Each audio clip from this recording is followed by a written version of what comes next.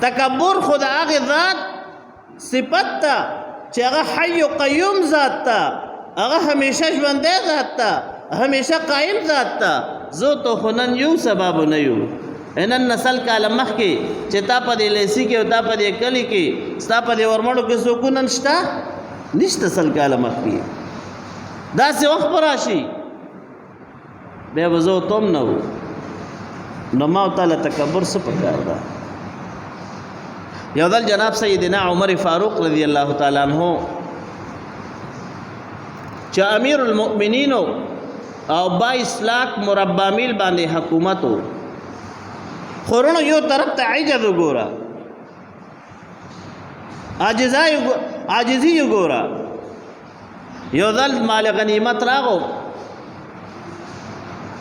نو چې ویل ډېر خوشحال شو، په زړه کې داسې یو انداز پیدا شو چې عمر رضی الله عنه ستا په دور حکومت کې خو ډېر غنایم راغل، چې دا خبره په زړه کې راغله بس ټول صحابه کرام رضی الله تعالی عنهم ته اعلان وکړو، وی ټول جماعت ته تشریف راوړئ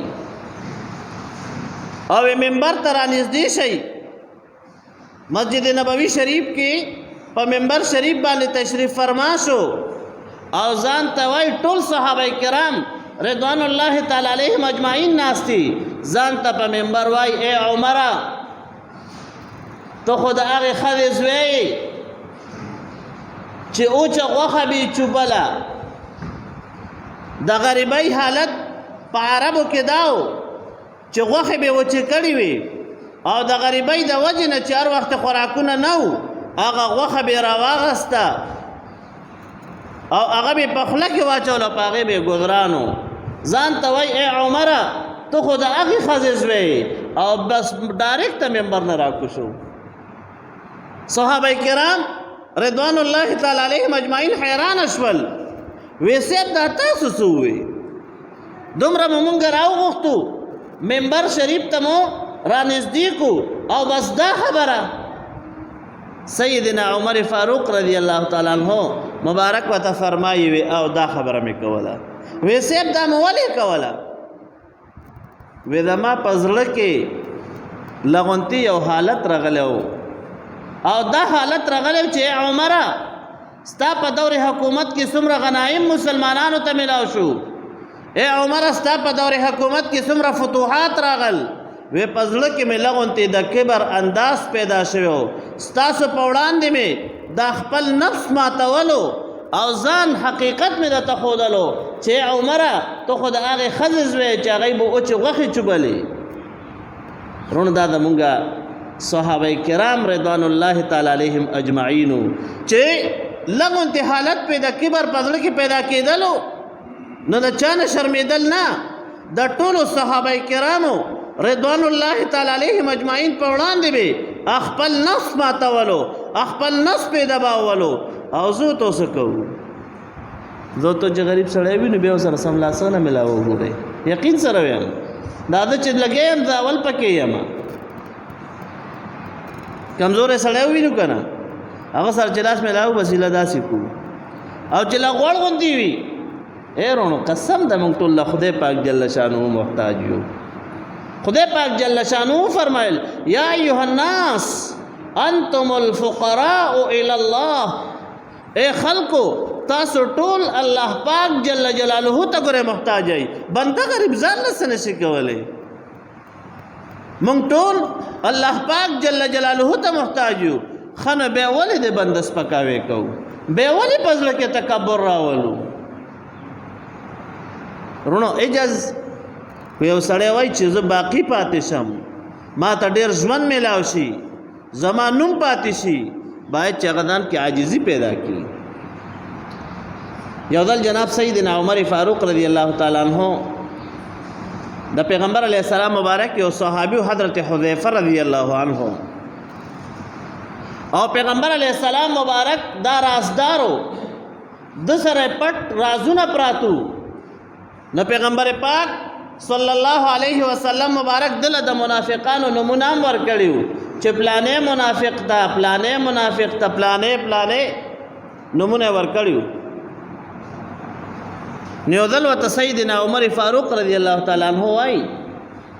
هغه مبارک شخصیت چې پیغمبر پاک صلی الله علیه وسلم مبارک فرمایي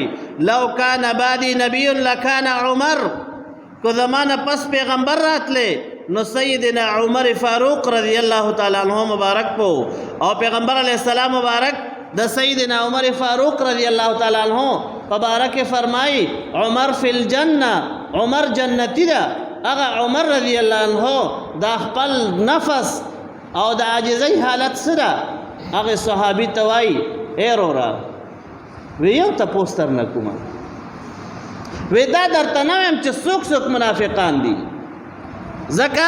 تا سره د پیغمبر علیه السلام مبارک راس پروت تا خو وی دا راته وایه چې عمر خو پکې نشته وی دا راته ووایه چې عمر خو په هغې منافقانو کې نه ده زه ورته چې له دغه وکړو که نه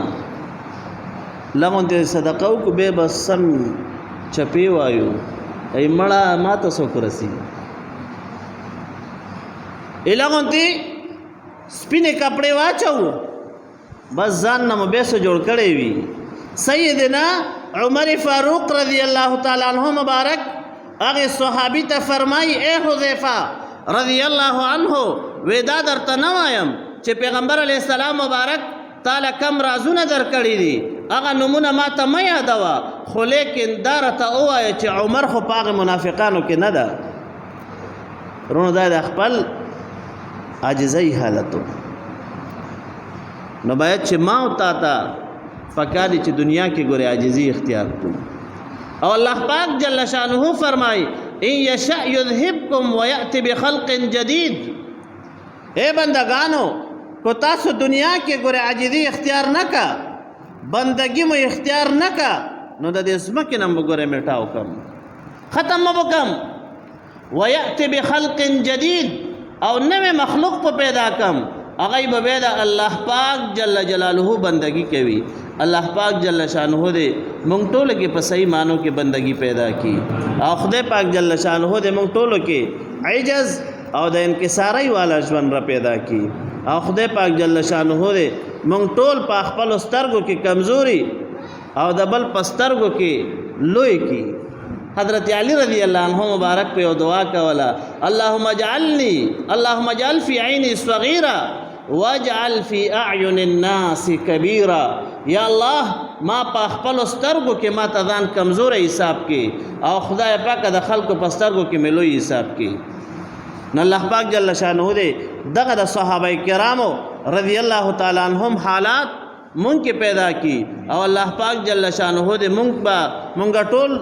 د دې په اقتدا کې روان کی واقول قولی هذا استغفر الله لي ولكم ولسائر المسلمين اللهم ربنا